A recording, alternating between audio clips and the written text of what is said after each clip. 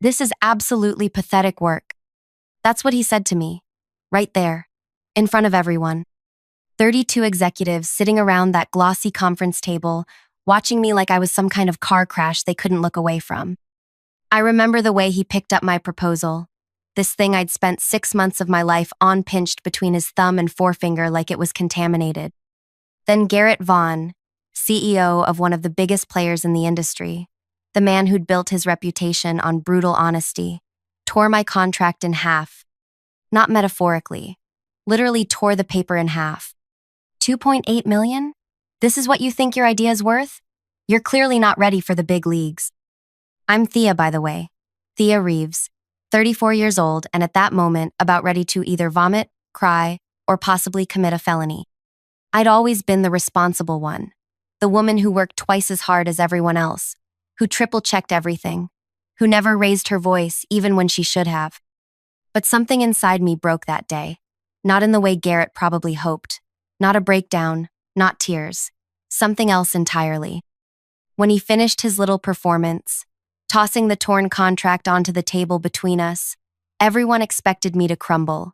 Instead, I looked him directly in the eyes. "You're absolutely right, sir." The room went silent. Garrett blinked twice, clearly thrown off by my calm acceptance.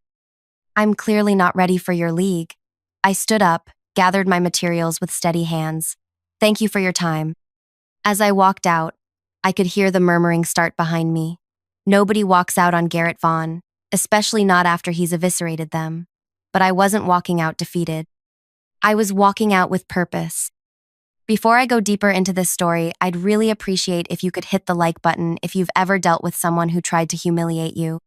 Leave a comment too if you've had your own revenge moment. I read all of them, I promise. So here's the thing about Garrett Vaughn. On paper, he was untouchable. 46 years old, net worth somewhere north of 300 million, featured in all the business magazines, donated to all the right charities, had a beautiful wife named Elise, who ran some prestigious foundation, 2 perfect children at elite private schools, a reputation for being tough but fair. But nobody gets that powerful by being fair.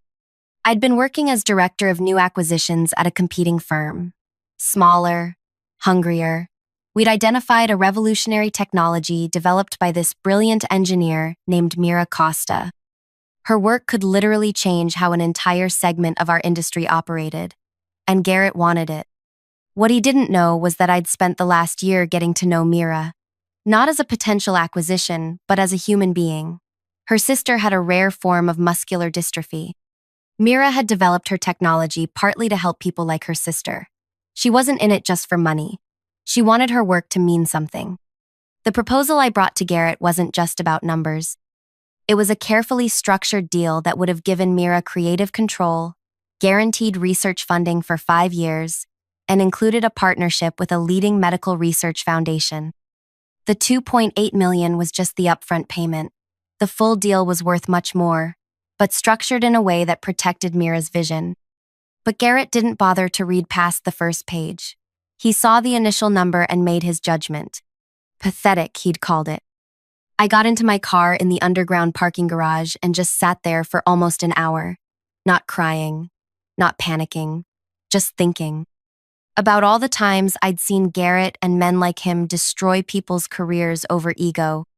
About all the brilliant women I'd watched leave the industry because they couldn't take one more day of being talked over, passed over, or pushed out.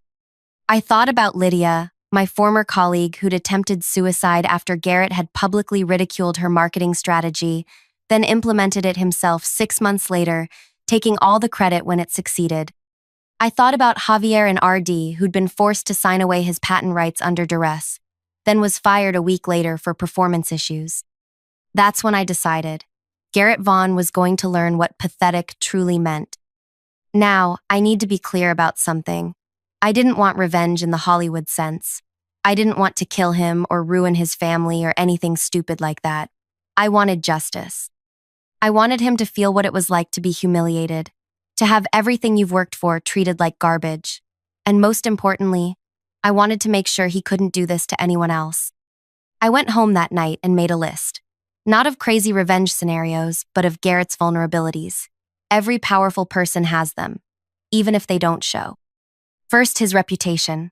Garrett built his entire identity around being seen as a business genius, a visionary. He needed constant validation about his intelligence. Second, control. He micromanaged everything, couldn't delegate, couldn't stand not being the smartest person in any room. Third, his marriage. There were rumors, always carefully suppressed, about trouble between him and Elise. Nothing specific, but enough to make me think there was something there. Fourth, his company's upcoming IPO. They were 6 months away from going public, and Garrett had been pumping the valuation, making promises to investors that would be nearly impossible to keep. The next morning, I called Mira Costa. I told her exactly what happened in that meeting room. "I'm not surprised," she said. "He tried to approach me directly 3 months ago, offered me a partnership that would have basically given him ownership of everything I've built." That's when she told me something I hadn't known. Garrett had threatened her. Subtly, of course. He was too smart for direct threats. But he'd made it clear that if she didn't sell to him, he would make sure her technology never made it to market. "He has a lot of friends in regulatory circles," Mira said, "and he mentioned how easy it would be for someone to question the safety protocols of my systems." That was the moment I knew I couldn't just walk away. This wasn't just about my humiliation anymore. This was about stopping someone who was actively harming innovation and the people behind it. "Mira," I said, "what if I told you there's a way to get your technology to the people who need it? Make sure you maintain control, and teach Garrett Vaughn a lesson he'll never forget." There was a pause on the line. Then Mira said 5 words that changed everything. "I'm listening. What's your plan?" The plan took shape over the next 2 weeks. I reached out to contacts. I trusted people who'd had their own Garrett Vaughn experiences. Turned out, there were a lot of them. Nadine, a former board member who'd been forced out after questioning Garrett's accounting practices. She still had friends in the company and access to information that wasn't public. Elliot, a journalist who'd tried to write a story about Garrett's business tactics 3 years earlier, only to have it killed after Garrett threatened the publication with a lawsuit. He'd been gathering evidence ever since, waiting for the right moment. Devin, a programmer who'd worked directly under Garrett for 2 years before being fired for lack of innovation, right after Devin had shared a breakthrough idea that Garrett later claimed as his own. And most surprisingly, Elise Vaughn herself. I hadn't planned to involve Garrett's wife, but Nadine suggested it. Apparently, Elise had been looking for a way out of her marriage for years. Garrett had threatened to destroy her if she ever left him, using his influence to make sure her foundation would lose all its funding. "She hates him more than any of us," Nadine told me, "but she's terrified of him too." I arranged to meet Elise under the pretense of discussing a donation to her foundation. We met at a small cafe across town, far from anywhere Garrett or his associates might be. The woman who sat across from me didn't look like the confident, polished philanthropist I'd seen in photos. She looked exhausted, wary. When I carefully brought up my real reason for meeting her, I expected denial, maybe anger. Instead, she laughed, a hollow, terrible sound. "You have no idea what he's really like," she said. "The man you saw humiliate you? That's his good side." Then she rolled up her sleeve. The bruises were fading but still visible. 4 distinct finger marks around her wrist. "He's very careful," she said quietly. "Never leaves marks where anyone can see them. Never loses control in public. It's all calculated." I felt sick. This wasn't what I'd expected. This was worse. Much worse. "I can't be directly involved," Elise said, "but I can give you information. And when the time comes, I'll corroborate whatever needs corroborating." That night, I couldn't sleep. The plan I'd been forming suddenly felt inadequate. This wasn't just about business anymore. This was about stopping someone truly dangerous. I called Mira the next morning. "The plan is changing," I told her. "Are you still in?" "After what you just told me about Elise. More than ever." We set things in motion. Mira reached out to Garrett directly, told him she'd reconsidered his offer, said she'd had a falling out with me and was interested in working with him instead. Garrett, predictably, was delighted. He invited her to his office for a private meeting the following week. Meanwhile, I worked with Elliot to prepare everything we'd need. Devin created a secure communication system for all of us, one that couldn't be traced back to any of us. Nadine provided us with internal documents showing how Garrett had been systematically inflating the company's value ahead of the IPO. Not just normal corporate optimism, actual fraud. Numbers changed, projections manipulated, problems hidden. Elise gave us something even more damning. Recordings, dozens of them. Garrett, verbally abusing her. Garrett, on business calls, ordering his team to falsify reports. Garrett, threatening a former employee who'd filed a sexual harassment complaint. He doesn't know I have these, Elise told me. He thinks I'm too stupid, too scared to protect myself. The day of Mira's meeting with Garrett arrived. She was wired, not with an actual wire that would have been too risky, but with Devin's creation, a recording device disguised as a stylish pen. State of the art, completely undetectable. I sat in a cafe across the street, my heart pounding so hard I thought it might break through my ribs. If Garrett discovered what we were doing, I didn't even want to think about it. 3 hours later, Mira walked into the cafe. Her face was pale, but there was a fire in her eyes I'd never seen before. I got it, she said, sliding the pen across the table. All of it. That night, the 5 of us, me, Mira, Elliot, Nadine, and Devin gathered in a hotel room to listen to the recording. What we heard made my blood run cold. Garrett had spent the first hour charming Mira, presenting himself as a visionary who understood the importance of her work. Then, once he thought he had her trust, he'd revealed his true intentions. He planned to patent her technology under his company's name. He would give her a position as chief researcher, but with no actual authority. And if she ever tried to fight him on it, he'd make sure she was discredited in the industry. Technology created by women always gets extra scrutiny, he'd said with a laugh. One hint that your safety protocols might be compromised, and no one will touch your work for years. That's just how the game is played, sweetheart. But the worst part came later, when Mira asked about my involvement, why he'd rejected the deal I'd presented. Thea Reeves? She's nobody. Another ambitious woman who doesn't understand how things work. I've dealt with dozens like her. They either learn their place or they disappear.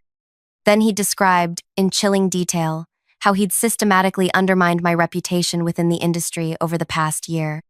How he'd spoken to my bosses, suggesting I was unstable, difficult to work with. How he'd blocked potential job opportunities without my knowledge. I sat there, stunned. I'd attributed my recent professional struggles to bad luck, to the economy, to normal industry challenges. Never had I imagined someone was actively working to destroy me. Why? Mira had asked him. Why go to all that trouble over someone you consider nobody? Garrett's answer chilled me to the bone.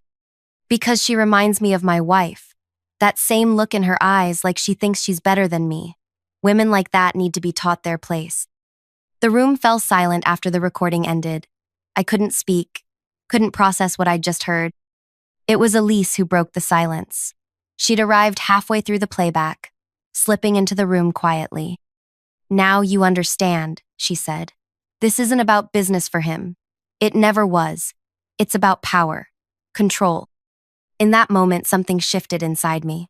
This wasn't just about getting justice for myself anymore, or even for Mira, or Elise, or any single person. This was about stopping someone who'd hurt countless people and would continue hurting more if nobody stopped him. I looked around the room at these people who'd trusted me, who'd risked so much already. They were waiting for me to tell them what came next. Tomorrow, I said, my voice steadier than I felt. We end this. We met at dawn. Nobody slept that night. How could we? Elise looked particularly haunted, like someone walking to their own execution. In a way, she'd be sacrificing the life she'd built, her safety net, her public image, everything. Are you sure? I asked her one last time. Once we do this. I've been a prisoner for 12 years, she said. I'm ready to break out. The plan was intricate but clean. We weren't going to use illegal means that would make us no better than Garrett. We would use the truth. All of it. strategically deployed for maximum impact. Step 1. Elliot published his long-researched article about Garrett's business practices, not in some small outlet, but in one of the most respected business publications in the country. The editor-in-chief was a woman who had her own history with Garrett. He'd tried to block her promotion years earlier. She'd been waiting for a bulletproof story. The article wasn't just accusations. It was documented evidence. Financial records Nadine had provided, testimonials from former employees, all verified. And most damning, direct quotes from the recordings Mira had made, alongside historical patterns of behavior documented by others. By 9 a.m., the article was live. By 9:15, Garrett was calling an emergency board meeting. Step 2. While Garrett was locked in that boardroom, desperately trying to control the narrative, Devin activated the secure server we'd created. Onto it went everything. The full recordings, both Mira's and Elise's, the internal documents showing financial fraud, emails Garrett had sent threatening various people over the years, forwarded to us by recipients who'd been too afraid to use them before, but now saw an opportunity for justice. We didn't release this publicly. Instead, Devin sent access to 3 specific groups: the SEC investigators who'd been quietly looking into the company's pre-IPO claims, the board members currently sitting in that emergency meeting with Garrett, and the 5 largest institutional investors backing the IPO. Step 3. Elise held a press conference. Not about Garrett specifically. That would have seemed like a bitter wife's revenge. Instead, she announced a new initiative through her foundation focused on workplace harassment and domestic abuse among high-profile executives. Too often, she said to the cameras, we assume power and character go hand in hand. They don't. Sometimes the most powerful people are the most damaged, the most dangerous. She never mentioned Garrett by name. She didn't have to. The timing said everything. By noon, Garrett's carefully constructed world was collapsing. The board meeting had devolved into chaos after members started receiving and reviewing the evidence on their devices. 2 board members walked out immediately, unwilling to be associated with what they were seeing. Investors were pulling out of the IPO, the stock was plummeting, and reporters were calling everyone connected to the company. And where was I during all this? Sitting in Garrett's office, waiting for him. His assistant had been easy to get past. I'm here to apologize to Mr. Vaughn. I told her about the misunderstanding with the Costa proposal. She'd looked skeptical but buzzed me in. Garrett was still in his emergency meeting, but she said he'd be back any minute. I sat in one of the chairs facing his desk, calm in a way I'd never felt before. Not happy, not triumphant, just centered, like I was exactly where I needed to be. The door flew open 40 minutes later. Garrett stormed in, his face contorted with rage. He didn't even notice me at first, slamming the door behind him and going straight to his desk where he gripped the edge so hard his knuckles went white. When he finally looked up and saw me sitting there, the shock on his face was almost comical. "What the hell are you doing in my office?" he snarled. I smiled. Not a vindictive smile, just a calm one. I wanted to be here for this moment. What moment? The moment I call security to drag you out of here? The moment you realize it's over, Garrett. His face flushed dark red. You think that hit piece is going to hurt me? I've survived worse. By next week, no one will remember it. It's not just the article, I said quietly. It's everything. The SEC has your financial records. The board has the recordings, all of them, including the ones Elise made at home. Your investors have pulled out. The IPO is dead. I watched as understanding dawned on his face, followed by disbelief, then rage, then most satisfyingly fear. You can't prove anything, he said, but his voice had lost its certainty. We already have. I stood up slowly. You're done, Garrett. Your board is meeting right now to discuss your removal. The DA's office is reviewing evidence of financial fraud. And Elise has filed for divorce, along with a restraining order detailing 12 years of abuse. He lunged toward me then, around the desk, his hand raised. I didn't flinch, didn't move. That would be a mistake, I said, nodding toward his raised hand. There are cameras in this room. Your cameras. And right now, I guarantee people are watching the feed very carefully. His hand dropped. For a moment, he seemed to shrink before my eyes, no longer the towering figure who had torn my contract, but just a man, a small, angry man whose power was evaporating by the second. Why? He finally asked. Because I rejected your pathetic proposal? Because I hurt your feelings? This is what women do. They can't handle business, so they make it personal. I almost laughed. Even now, he couldn't see it. This isn't about my feelings, Garrett. It's about justice. For Lydia, who almost died because of you. For Javier, whose innovation you stole. For Elise, who endured your abuse for 12 years. For Mira, whose life's work you tried to steal. And yes, for me too. But mostly, it's for everyone you would have hurt next. I walked to the door, then turned back one last time. You called my work pathetic, but here's the thing about my work. It stands on its own merits. Can you say the same? I walked out without waiting for his answer. I didn't need to hear it. The answer was playing out across news sites, across the stock ticker, across the faces of people in the building who were frantically packing up their desks as the company imploded. Outside, the others were waiting for me.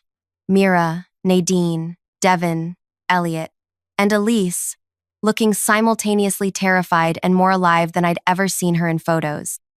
Is it done? Mira asked. It's done, I confirmed. What happened next unfolded with a speed that surprised even me. By evening, Garrett had been removed as CEO by unanimous board vote. By the next morning, the SEC had formally announced an investigation. By the end of the week, criminal charges related to financial fraud were filed. Elise's divorce filing included damning evidence of physical and emotional abuse, and despite Garrett's attempts to fight it, the judge granted her everything she asked for, including full control of the charitable foundation they'd started together. Mira's technology found a home with a smaller, more ethical company, one that gave her full creative control and a genuine partnership. The deal I structured for her ended up being worth far more than the $2.8 million Garrett had mocked. As for me, the strangest thing happened. After the story broke, my phone started ringing. Other companies, impressed by what they'd seen as strategic brilliance rather than revenge, wanted me on their teams. Former colleagues reached out to reconnect. For the first time in my career, I had options, real ones. But I didn't take any of those corporate offers. Instead, Mira and I started our own firm, specializing in helping female innovators bring their technology to market without losing control of their vision. We called it Restitution Partners. A little on the nose, maybe, but it felt right. 3 months after that day in Garrett's office, I got a letter. No return address, but the expensive stationery told me who it was from before I even opened it. Inside was a single sentence in Garrett's handwriting: I underestimated you. No apology, no admission of wrongdoing, just recognition that he'd misjudged me. Coming from him, it was practically a surrender. I didn't respond. Some people don't deserve the courtesy of a reply. Elise came to work with us 6 months later, bringing her foundation's resources to help support women who'd faced similar situations. Together, we created a network of legal, financial, and emotional support for people targeted by abusive power figures in the business world. And Garrett? Last I heard, he was living in a modest condo in Arizona, working as a consultant for small businesses. Nobody at his level would touch him anymore. His reputation, the thing he valued above all else, was destroyed beyond repair. The company he'd built recovered eventually, under new leadership that prioritized ethics and innovation equally. Some of the people he'd hurt found healing in seeing justice done. Others just wanted to move on. Both reactions were valid. I still think about that day in the conference room sometimes. How close I came to breaking down, to giving him the reaction he wanted. How differently things might have turned out if I'd shown him my pain instead of my resolve. But mostly, I think about all the people like Garrett who are still out there, still hurting others, still untouched, and I wonder who will be brave enough to stand up to them. Maybe it's someone watching this right now, someone who's been hurt, humiliated, pushed aside, someone who's thinking, that could never be me. I could never do what Thea did. But you could. With the right support, the right evidence, the right timing, you absolutely could. If this story resonated with you at all, please hit the subscribe button. I don't just share these stories for views. I share them because I want to build a community of people who understand that power without accountability is just another form of violence. Your comments help me know I'm not alone in this fight, and every like helps this message reach someone who might need to hear it. And if you're out there facing your own Garrett Vaughn, remember this. Their power depends on your silence. Their control depends on your fear.